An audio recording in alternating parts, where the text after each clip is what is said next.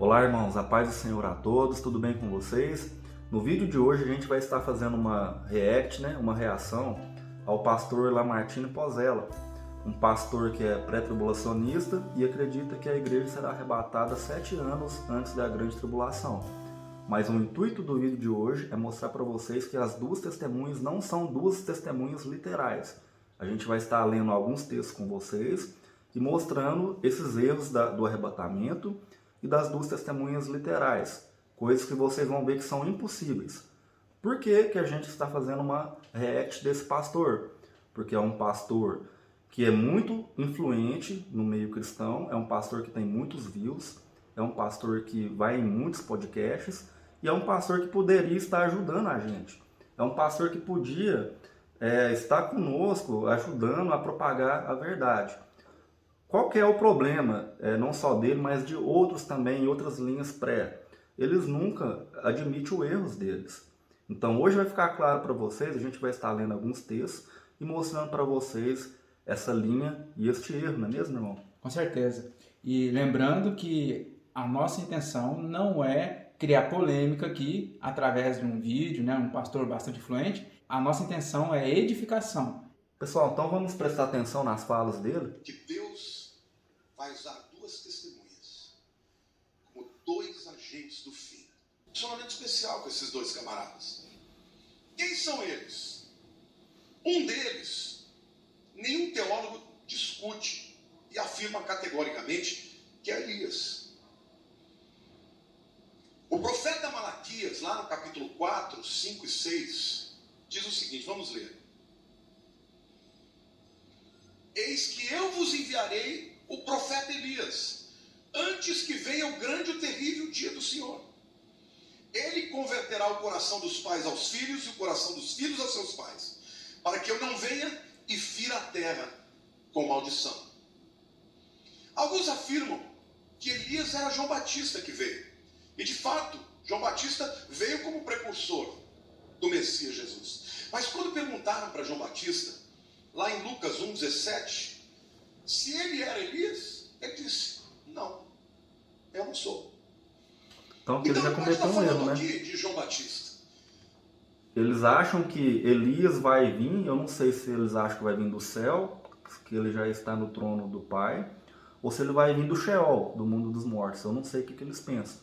Eu sei que eles pensam que vai vir Elias, depois mais pra frente ele fala que é Moisés, vai vir de algum lugar. Porque na própria pregação dele, ele fala que eles vão vir em corpo natural. Se é em corpo natural, eles morreram e foi para debaixo da terra.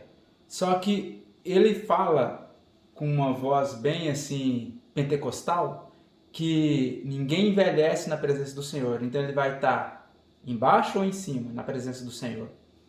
Então se ele estiver na presença do Senhor, ele tem que estar com o corpo glorificado. Ninguém pode estar na presença do Senhor com carne e sangue. O Senhor não diz que carne e sangue não pode, né, herdar o reino do céu, ou seja, não pode estar lá no céu. Então essa é uma grande contradição. A gente vai passar a picotar aqui para vocês. A gente sabe que esse jargão de pastor às vezes impressiona muitas pessoas em cima de um púlpito. Se fosse para pegar um estudo desse aqui das duas testemunhas, os 144 mil, e uma pregação dessa dele que não tem nenhuma hora, não daria para explicar. Isso aqui é um estudo que tinha que ser reunir as pessoas mesmo e conectar textos e ir catando os textos após texto. Ninguém subiu ao céu senão aquele que de lá desceu. De lá desceu. Então Elias... não dá base para ser Elias. E um verso, irmãos, e ele até leu esse verso, derruba tudo, a literalidade de duas testemunhas, sendo Elias ou Moisés, ou Elias e Enoque, não são esses dois homens que vão vir. Está relacionado com Elias e Moisés, está relacionado, mas é muito mais profundo do que isso, tá bom? Então eu vou mostrar para vocês um texto que ele mesmo citou, que é Lucas capítulo 1, verso 17, e vocês vão ver como a gente vai pegar esse texto e vai virar contra ele mesmo. Eu vou estar lendo aqui para vocês, Lucas capítulo 1, 17, que diz assim, e irá adiante do Senhor no espírito e poder de Elias, para converter o coração dos pais aos filhos, converter os desobedientes à prudência, dos justos e habilitar para o Senhor um povo preparado. Então, esse mensageiro, esse anjo do Senhor, porque isso está em Isaías 40, né? A voz que clama no deserto. João Batista veio como voz que clama no deserto. Ali tem a primeira e a segunda vinda. Em Isaías 40 tem a primeira e a segunda vinda. Beleza. Ele vai vir no espírito e no poder de Elias. Não está falando que Elias vai vir. O texto não está dizendo que João Batista é Elias.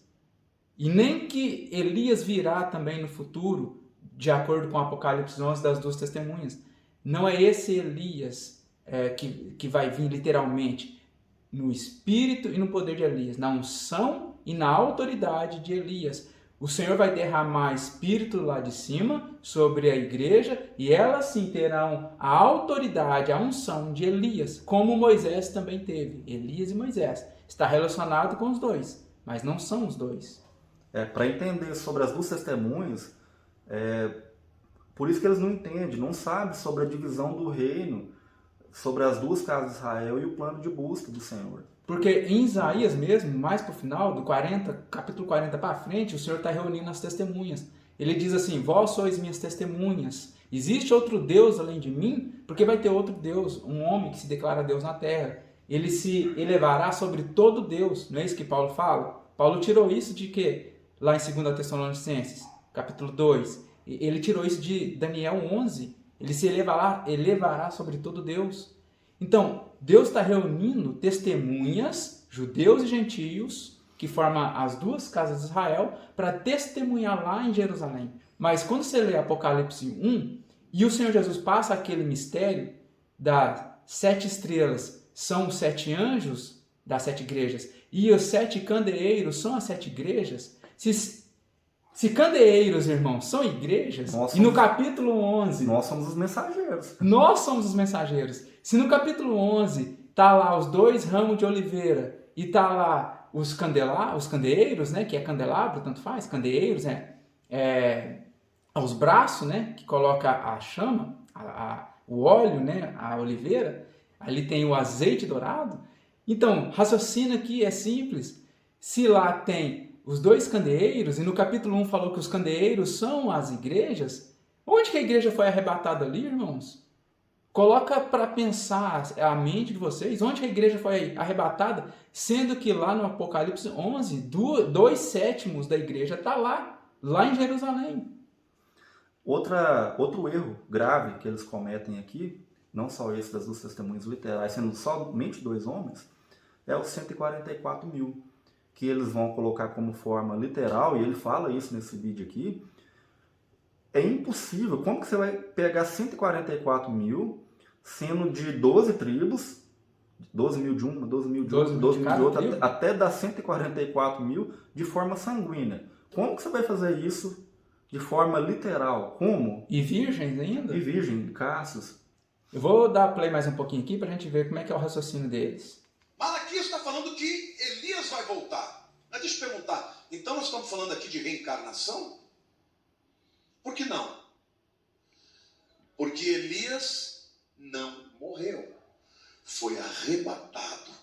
Ainda hoje, Elias está lá com esse corpo que você e eu temos. Por que não envelhece? Porque na presença de Deus ninguém envelhece, meu irmão. A frase de Ele efeito. voltará com o corpo natural. Isso é jargão de pastor. Não é o corpo glorificado, não. É só depois que ele ressuscitar que ele vai ter o corpo glorificado. Então, a primeira... Agora aqui nós vamos rebater. Ele diz que ele vai vir com o corpo natural, não é glorificado não. Ponto 1, beleza. Ele falou que não morreu, foi arrebatado. Na presença de Deus ninguém envelhece. Um corpo natural na presença de Deus, nenhum homem pode ficar na presença de Deus com corpo natural. Me explica aí, quem tiver aí e quiser colocar nos comentários, me explica aí. O que ele falou foi uma contradição? Ou vocês não perceberam o que a gente percebeu? Um corpo natural não pode ficar na presença do Senhor. O Senhor diz, para herdar o reino dos céus não pode ser por sangue nem por carne, é por espírito. E ele falou corpo natural. Depois ele falou que ele não morreu. Então se ele não morreu, ele foi arrebatado. Ele falou que ele foi arrebatado. A gente entende que o homem ele desce para o Sheol. O espírito volta para o Senhor, que é o fôlego, né? Espírito em hebraico é ruach. o espírito, o fôlego de vida volta para o Senhor, a alma desce para o Sheol. Não quer dizer que ele está no inferno, ele está no Sheol. Inferno é uma palavra assim que misturou tudo. Mundo inferior. É o mundo inferior e lá está o paraíso do Senhor. Lá está onde que as almas dos justos descansam e a alma dos que praticaram crimes, ímpios, separado, totalmente separado. Isso que ele está falando, ele não tirou da cabeça dele, não. Tem textos que falam que Tem até textos. o jardim do Éden. Foi parar embaixo. Vocês sabiam disso? Ezequiel. Muito legal. Só você ler Ezequiel, me esqueci do capítulo, mas fala que o paraíso foi para baixo, né? O jardim do Éden foi para baixo. Mas isso, não vamos demorar aqui, né?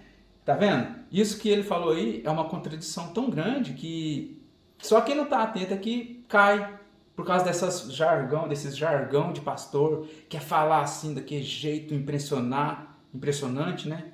Isso. Não vai dar mais continuação aqui, tá? Testemunha é Elias. Vejam que coisa interessante.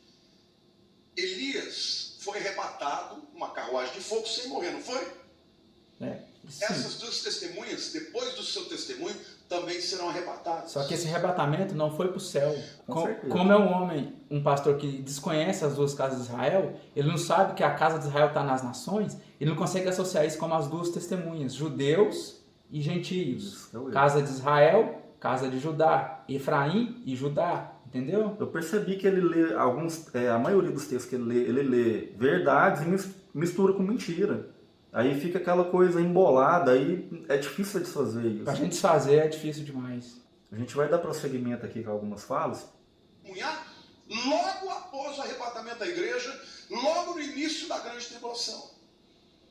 E eles vão testemunhar durante 3 anos e meio, dizendo, Yeshua é o Messias. São eles os que vão trazer a mensagem que vai converter os 144 mil. Eles ganham... Uma pausa aí. Irmãos, essa mensagem é sempre em rodeio de querer mostrar um arrebatamento antes da grande tribulação. E não é isso que os profetas, não é isso que a palavra fala. Não é isso que a palavra ensina pra gente. Como eu falei um pouquinho antes aqui, os 144 mil, como que nos dias de hoje a gente vai pegar 12 mil de cada tribo lá em Jerusalém e vai separar por linhagem sanguínea? Isso é impossível de fazer. O Senhor não está separando a casa de Israel, as 12 tribos, por sangue, nem carne, por linhagem. Os filhos de Deus, os filhos de Abraão, são os filhos da promessa, aqueles que creem. Da forma que Deus mostrou para Abraão, pegou Isaac e fez todo aquele ritual, aquele sacrifício. Aquilo simbolizava Cristo. Então, todos que exercem essa fé que Abraão teve, todos que exercem essa fé do filho da promessa, é que são filhos de Abraão. Isso está onde? Gálatas 4.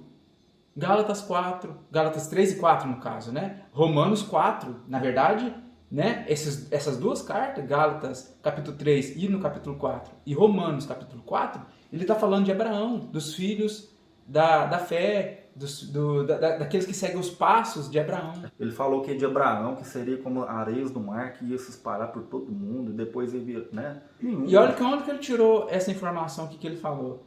Que as duas testemunhas vão converter os 144 mil. As duas testemunhas vão converter os 144 mil, que são castos, que não tinha dolo na sua boca, ou seja, que cumpriu os mandamentos do Senhor, né? Não tinha dolo. Eles não eram considerados ímpios. Esse texto, ele está nos profetas. Na sua boca não achou mentira. Então, para isso acontecer, eles precisam ter acreditado no Messias, acreditado no Senhor Jesus. Tinha que ter pregação. Entendeu? Eles tinham que ter conhecido o Senhor Jesus já antes. A mensagem dos 144 mil, vocês vão achar em Apocalipse 7 e Apocalipse 14. E ele fala de selo. E ele está colocando como que a igreja vai primeiro, 7 anos antes da grande tribulação, mas que fica 144 mil na terra. E os 144 mil, a gente já mostrou para vocês que está associado ao quê? Aos tempos determinados. Por quê? 120... Passaram para onde? Páscoa, asmos e primícias. Como que vai ficar 144 mil aqui, que não se contaminaram com mulheres? Mulheres, nem sabe. Vou te dar a deixa. Eles nem sabem que essas mulheres são as doutrinas de igrejas, doutrinas erradas, são heresias. E precisamente ali em Apocalipse são Babilônia, são as heresias que estão no meio da igreja. Isso são as mulheres. Você falou, olha para você ver, você falou do capítulo 7 e do capítulo 14. Esses números, 144 mil, aparece lá. E o que tem lá? Completando a informação que você deu, que lá ele tem o selamento, mas tem o nome de quem? O nome do Pai e o nome do Cordeiro na testa. Então, irmãos, esses homens, eles tiveram que ter acreditado no Senhor Jesus, andado em fé. E eles, como eles dizem, né? A mensagem pré-tribulacionista que o Espírito Santo será retirado da terra. Não tem nada a ver. Como que esses 144 mil vão ter o nome do Pai e o nome do Cordeiro nas suas testas? Não, o Cordeiro é o Senhor Jesus. É muita contradição isso. É muita contradição. Como que o Espírito Santo... É só o Espírito Santo que convence a pessoa. Quando ela chega, ela conhece o Senhor, ela começa a andar no caminho do Senhor, ela é tomada pelo Espírito Santo. O Espírito de Deus está na pessoa ou é o Espírito do mundo? Os 144 mil fala de plenitude e também fala de tempos determinados. É isso que eles não conseguem entender. Libertação. Libertação, quando o Senhor liberta os filhos de Israel do Egito, depois de 400 anos, faz a conta de 400 anos vezes 360 dias, vai dar 144 mil. O número 144 mil é um número simbólico para falar de, primeiramente, libertação. Libertação de um Egito, que é o mundo, nesse contexto lá dos israelitas lá, saindo do Egito, esse contexto aqui do tempo do fim, saindo da grande Babilônia, do domínio da besta e do seu rei, né? O rei, o anticristo, vamos dizer assim. E segundo ponto, tempos determinados, igual o irmão falou. Tempos determinados, jubileus, 120 jubileus. A gente não concorda com o que ele falou ali, porque precisa de conectar essas partes que a gente está falando para vocês. A gente vai prosseguir aqui com o entendimento aqui. Vamos lá. Mas Enoque não é a testemunha. Enoque é um tipo, é uma figura daqueles que andando com Deus serão arrebatados. Quem é? A igreja de Jesus. Amém? Amém não. Isso aí não dá para falar amém não. Irmãos, a gente tem que entender que o nosso Deus, ele é um Deus organizado. Ele é um Deus que ele regulamenta os tempos determinados.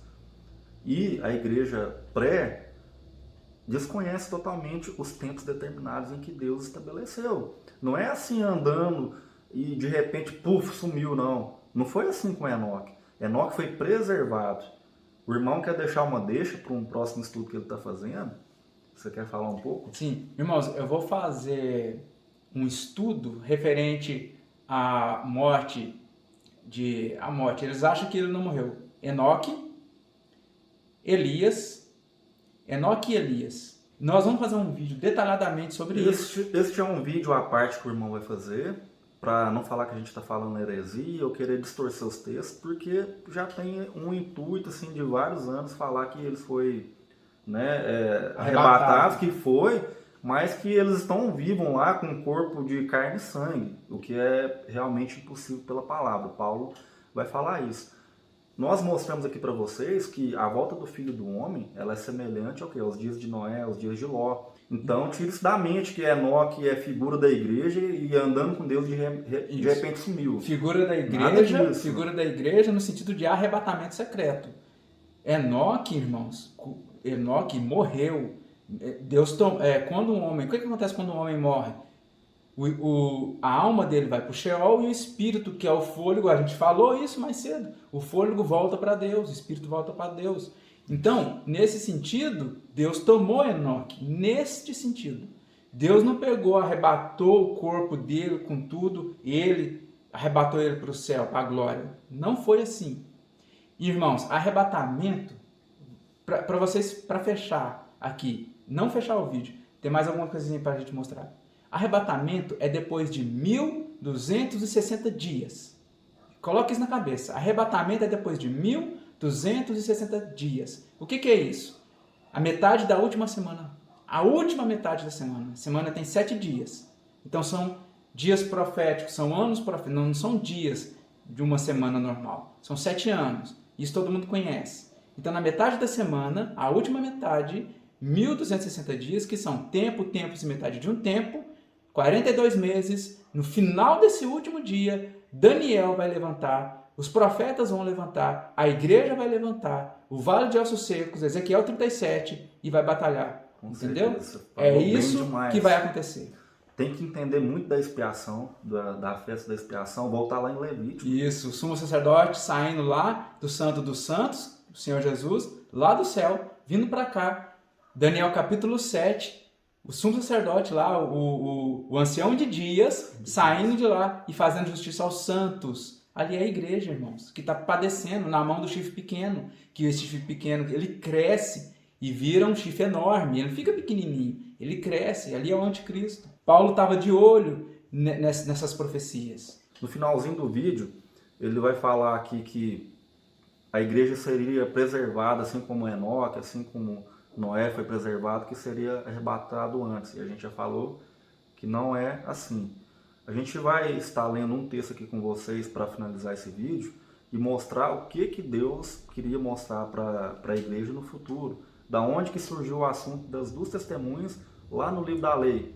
Lá em Números capítulo 11, a partir do verso 24 até o verso 29.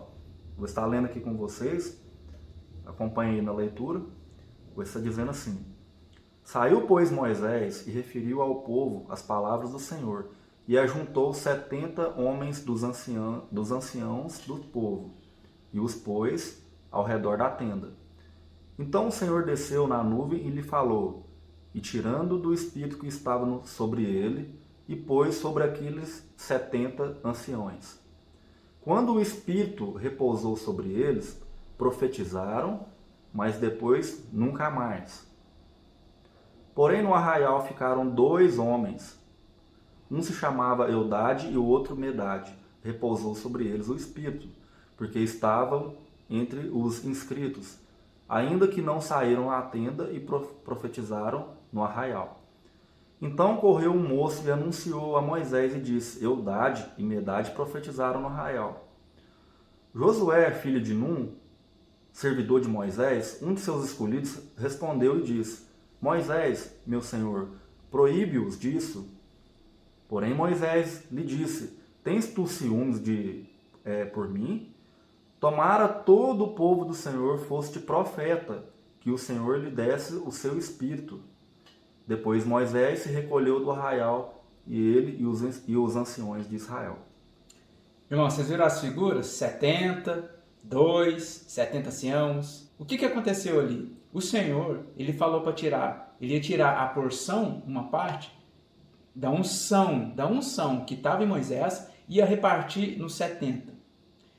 Aí, quando 2 que estavam inscritos entre os 70 ficaram no arraial, não foram lá na congregação, diante de Moisés, eles também profetizaram.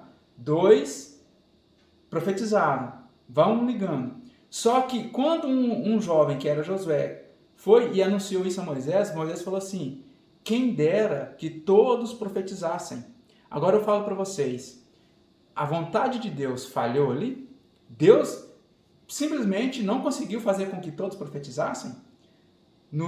Na antiga aliança, nesse evento, isso foi um desvio da vontade do Senhor. Porque os 70 anciãos fala também de primogênitos, dos mais velhos. O primogênito é o mais velho. Então ali fala de primícias, dos primogênitos. Então esses seriam os sacerdotes que o Senhor tinha escolhido já antes. Aconteceu todo aquele episódio com Levi. Levi ele adiantou, né? Quando eles fizeram o bezerro de ouro, só a tribo de Levi que se adiantou, né, para adorar o Senhor. E o resto, o Senhor mandou aniquilar eles lá. Então esse evento foi para mostrar isso.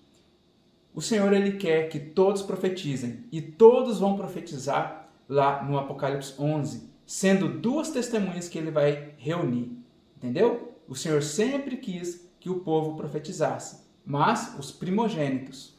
Vocês viram aí que os 70 anciões está nos relacionando que as 70 semanas. Isso. Quando chegar ao final das 70 semanas, tem que ter todos os 7 pontos cumpridos e estabelecidos, e ali já um reino pré-estabelecido. Deus aproveitou para falar de 70 anciões e aproveitou para falar de 2. Fica claro aqui que Deus ele não quer trabalhar com 2 pessoas literais. Deus ele quer trabalhar com todo o seu povo. Foi como o irmão falou, Levi foi a única tribo ali que se aliou a Moisés e fez a vontade de Deus, mas Deus queria trabalhar com todas as 12 tribos. Isso, os primogênitos de todas as tribos seriam reis e sacerdotes. Por isso que lá no Apocalipse 1, lá no começo, João já declara assim, que o Senhor ele nos comprou através do seu sangue para nós sermos reino de sacerdotes, reinar e sacerdotar, rei e sacerdotes, junto com Cristo, né? Lógico. Então, é uma nação sacerdotal e somente de primogênitos. Onde tem primogênitos? No capítulo 7 tem os 144 mil, que são primícias, e no capítulo 14 são primícias para o Senhor. Importante. Tudo conectado. Importante. Então, vocês viram aí que esse assunto das 2 testemunhas, ele é um assunto que você tem que puxar para a lei, você tem que puxar para os 144 mil, você tem que puxar para os tempos determinados. Irmãos, espero que isso tenha ficado bem claro e esclarecido para vocês aqui do nosso canal. E queria mostrar para vocês que a verdade, ela tem um peso em que nenhuma mentira consegue se sustentar-se. Fique bem claro isso, e a gente agradece e peço a vocês que permaneçam aqui conosco aqui no canal. E até o próximo estudo, né, irmão? Amém. Fique na paz. Tchau.